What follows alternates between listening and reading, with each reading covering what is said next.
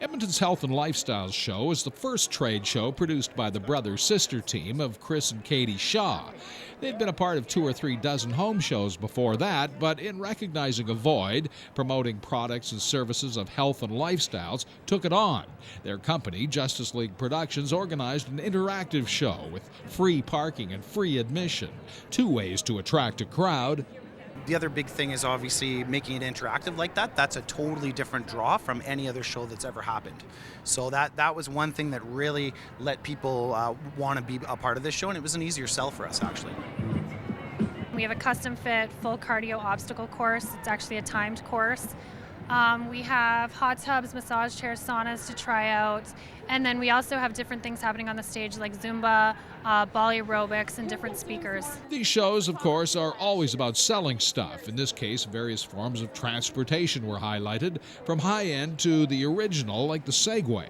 The RCMP are customers of ours, the Calgary Police, the paramedics, lots of warehouses and manufacturing facilities. And then we have lots of consumers that are starting to buy it to go green and, just as looking for a good alternative.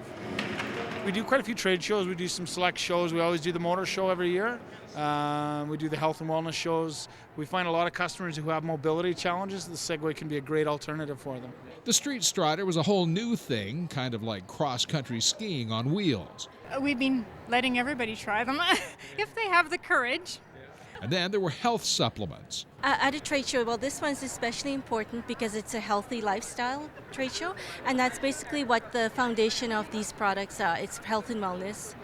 It's based on cellular nutrition.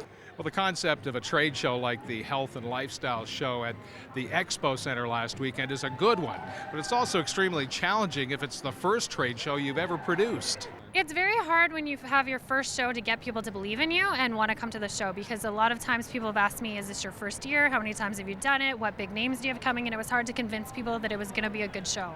The biggest challenge really is just putting it all together, just organizing it all together, right? Getting vendors and having people excited to show off their stuff and make money, that's not hard at all, actually. It was a really fun task. Every single person that I called to come on board, we either knew personally from previous trade shows or they had expressed a desire to have a different type of trade show.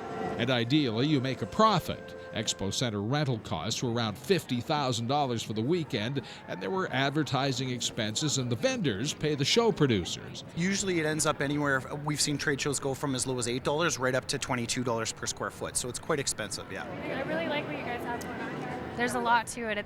You would think it was simple, but once you get into it, advertising, banner hanging, tables and chairs, everything, it's a lot to it. And once the accounting is done, they may do it again next year with appropriate adjustments. Tim Dancy, Shaw TV, Capital Region.